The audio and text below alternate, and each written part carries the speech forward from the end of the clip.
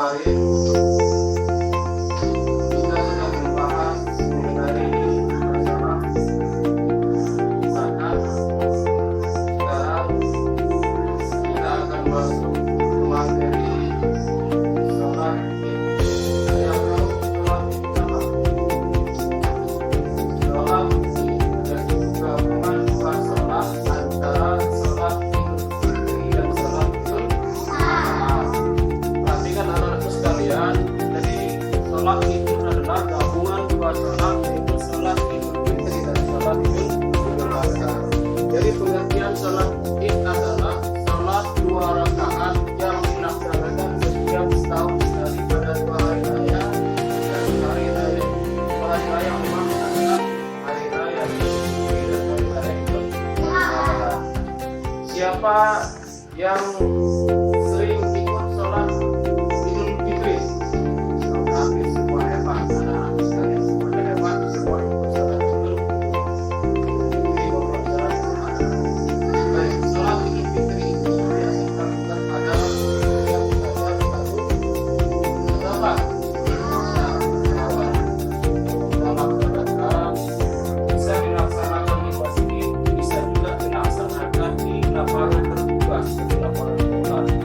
Jangan dilaksanakan di tempat-tempat yang karena banyak orang yang melaksanakan tanda atau hari kemenangan. Kita ikut bagi umat muslim dan belum berpuasa 1 bulan. Baik, anak sekalian, perlu kalian ketahui sebelum kita melaksanakan sholat Idul Fitri maupun sholat Idul Adha, ada beberapa hal yang perlu kalian perhatikan. Yang pertama adalah hal-hal yang disunahkan oleh baginda Nabi Muhammad Sallallahu Alaihi Wasallam sebelum melaksanakan sholat Idul Fitri. Salah satunya adalah dan kalian ketahui di sana di bagian paket kalian dipakai itu sunnah sebelum melaksanakan sholat Idul Fitri maupun sholat Idul Adha. Yang pertama adalah kita harus mandi terlebih dahulu. Kita lihat ada niat mandi di sana. Bahwa itu yusjari kita berniat untuk mandi sebelum kita berangkat melaksanakan sholat Idul Fitri maupun sholat Adha. Kita harus mandi terlebih dahulu. Apa tujuannya? Supaya kita terhindar dari najis, baik yang besar, sedang maupun kecil. Karena kita akan menghadap Allah Subhanahu, maka kita harus dalam keadaan suci. Baik, yang pertama adalah kita harus mandi. Yang kedua adalah kita memakai wangi-wangian. Nah, kita harus memakai wangi-wangian. Wangi-wangian yang dimaksud di sini adalah bukan wangi-wangian yang biasa kalian lihat nampaknya, yaitu wangi-wangian yang seperti menggunakan ada bahan-bahan kimia ya. Wangi-wangian yang biasa dipakai adalah wangi-wangian yang biasa dipakai sama masyarakat, yaitu wangi-wangian yang paling bagus dipakai sebelum yang ketiga adalah sebelum melaksanakan sholat Idul Fitri kita harus makan dan tujuannya supaya kita kuat nanti. Ini disunahkan. Yang keempat adalah melewati jalan yang berbeda. Misal Anda lagi lewat pintu misalnya ujung, nanti kembalinya ke barat, timur, barat. Jadi melewati jalan yang berbeda, pintu yang berbeda. Jadi kenapa tujuannya adalah supaya sunnah ini kita laksanakan pahalanya luar biasa. Melewati jalan yang berbeda, berpakaian yang paling bagus. Yang dimaksud di sini adalah bukan berarti pakaian itu harus baru. Pakaian yang dimaksud di sini adalah meskipun pakaian yang lama tapi bagus ketika diberikan wangi-wangian. Kita harus pakai pakaian yang baru. Jangan-jangan nanti Fadilah pulang gara-gara pakaiannya tidak baru, dia tidak mau ikut sholat Idul Fitri gara-gara pakaian lama. Tapi pakaiannya semuanya. Takwa itu maksud di sini adalah pakaian yang paling bagus. Kenapa kita harus menggunakan pakaian yang paling bagus? Supaya nanti ketika kita menghadap Allah dengan cara yang baik, pakaian yang paling baik. Tidak kondisi saat ini kadang-kadang kita dalam bersama artis, bersama pejabat, pakaian yang luar biasa, yang paling bagus. Kenapa kalau kita ketemu sama Allah, pakaian kita biasa-biasa saja. Ismail pakaiannya kita sholat, belum bisa kelihatan pendeknya bisa. Tapi ketika dia bertemu dengan pejabat gubernur, pakaiannya bagus. Justru jangan dibalik. Saat kita menghadap Allah, kita harus pakai pakaian terbaik. Sehingga nanti kalau kita menghadap keadaan yang terbaik. Yaitu yang selanjutnya adalah menggunakan takbir. Apa yang sering menggunakan takbir kita kemarin apa bunyinya?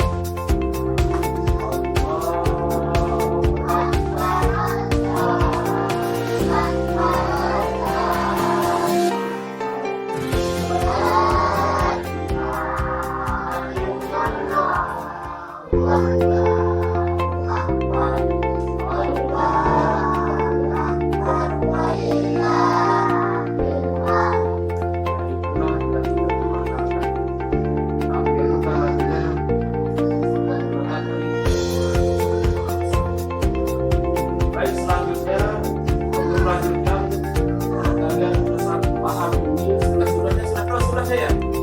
Apa yang pertama? Pertama harus mandi. Kedua apa? Memakai wangi-wangian. Yang ketiga makan dan minum. Keempat yang kelima pakaian yang paling bagus. Keenam melakukan takbir. Kita yang kita laksanakan sunnah-sunnah yang harus kita ketahui. Baik, bagaimana tata cara kita sholat Idul Fitri waktu sholat Idul Adha? Yang pertama, coba kalian lihat, kalian buka halaman 98. Ada cara sholat Idul Fitri dan sholat Idul Adha. Baik, yang pertama harus niat. Apa niat sholat Idul Fitri? Coba baca bareng-bareng.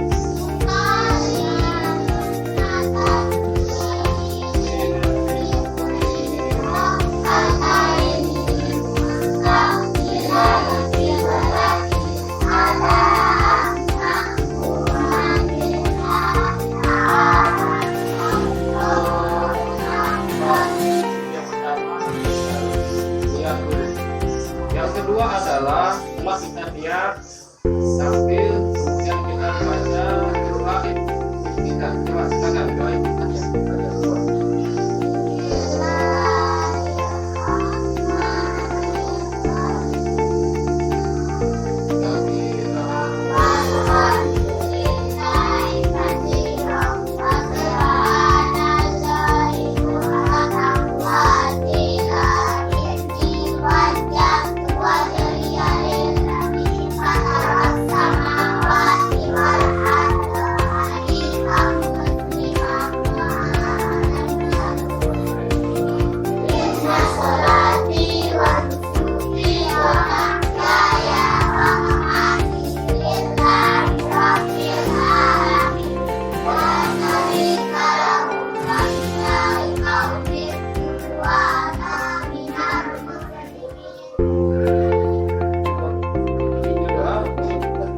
selanjutnya kita membaca Fatihah.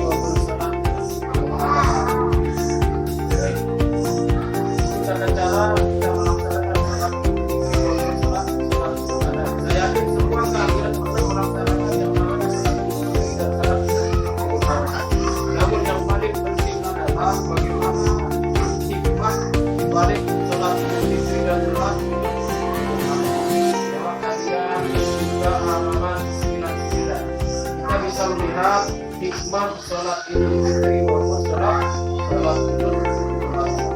Yang pertama adalah rasa persaudaraan, di mana pada saat selesai kita sholat Idul Fitri, kita itu bersalam salaman, salam saudara, merasa punya salam, minta maaf kepada saudaranya yang lain, bisa yang tua berkat. Satu lagi kita selesai sholat Idul Fitri, mohon maaf lahir. Yang ketiga adalah saling mengenal. Dengan jamaah kita saling mengenal dengan jamaah yang lain. Karena memang sholat Idul Fitri maupun sholat Idul Adha di saat kita lagi musafir, kita di tempat yang jauh, bukan di rumah kita. Bisa ada yang di rantauan, sama ada orang tua yang punya bagian misalnya ke daerah yang lain.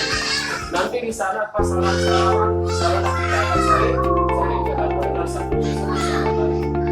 Baik, yang selanjutnya untuk menyebarkan sikap Islam, terutama sholat. Syiar itu kita menyampaikan ajaran-ajaran Islami kepada orang lain. Coba kalian lihat ketika sudah melaksanakan sholat Idul Fitri maupun sholat Idul Adha, hampir ribuan, bahkan di negara jutaan orang yang melaksanakan sholat Idul Fitri maupun sholat Adha. Ada selanjutnya apa lagi? Apa selanjutnya? Nomor 6.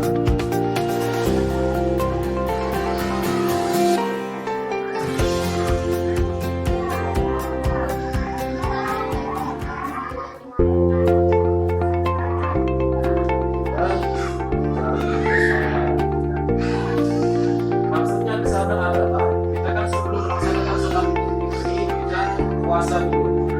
Puasa itu adalah melatih kesabaran kita, bukan hanya menahan diri dari makan dan minum, tapi melatih kesabaran kita supaya kita tidak tergoda, supaya iman kita tidak cepat luntur. Perhatikan saat puasa ketika kita melihat misal ada iklan minuman, kira-kira melihat iklan minuman pengen minum tak? Tapi pas lihat iklan marjan langsung bisa adalah Allah menguji kesabaran kita. Sabarlah kita bulan puasa itu sama seperti ini, ibadah ini melatih kesabaran kita. Apa selanjutnya? Menjaga persatuan dan kesatuan umat muslim. Kita menjaga kekompakan kita, tidak ada perbedaan antara umat yang selanjutnya.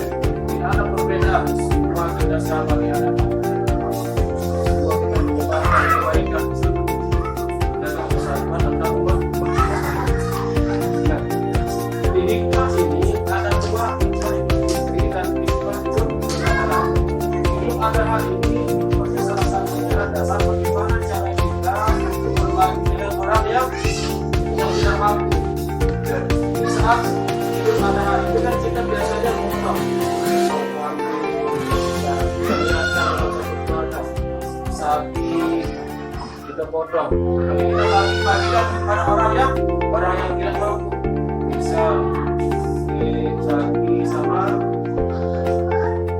sebagian, makin sama sapi terus orang miskin. Atau bagilah korban sapi sana, kasih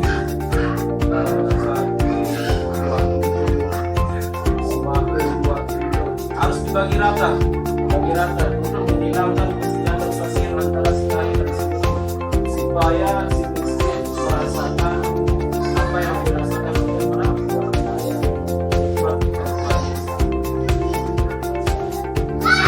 Menanamkan kesamaan derajat, itu yang termasuk dari derajat kita yang ada sama, cuma dia membedakan derajat kita namanya. Terus selanjutnya menguatkan tali silaturahmi. Kalau tali silaturahmi, tali persaudaraan, itu namanya tali silaturahmi. Lahir datang ke rumahnya Saki, Muhammad Saki dan Saki, Fadila datang ke rumah temannya yang lain,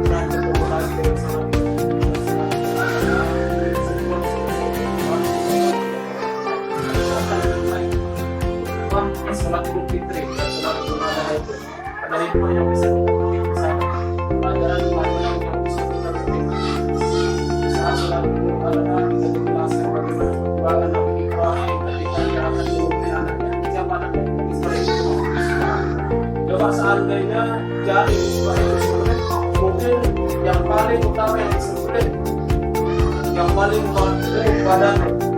Kalau Ismail nanti belakangan karena tidak ada dagingnya, kurus. Kedua bandingkan yang harus disembelih. Kalau terjadi yang ketiga, dan kira saya terakhir yang disembelih. Kalau terjadi, makanya Allah ganti dia dengan seekor domba.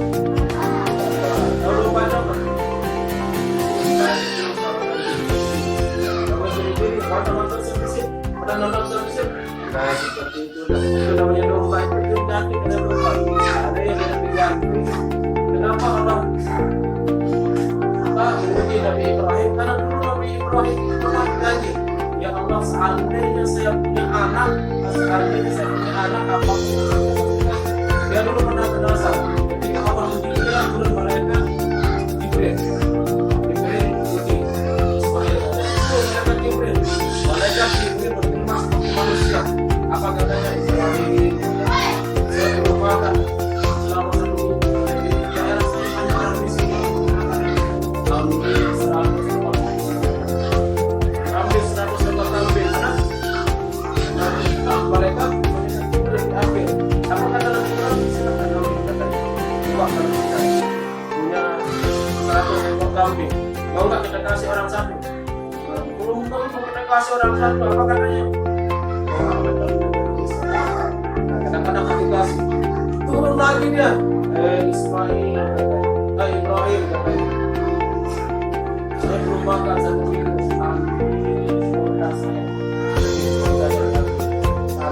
Sampai 3 kali, hampir semuanya hartanya habis.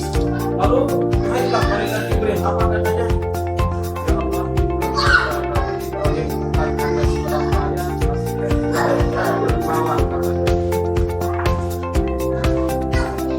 kemudian setelah itu dijelaskan Nabi Ibrahim sebenarnya saya adalah malaikat yang sebenarnya saya malaikat yang Allah untuk menguji kamu. Saya sudah tahu katanya. Jangankan karena saya katanya Nabi Ibrahim, nanti kalau saya punya anak sekalipun akan berikan Allah. Akhirnya Nabi, saya pernah istri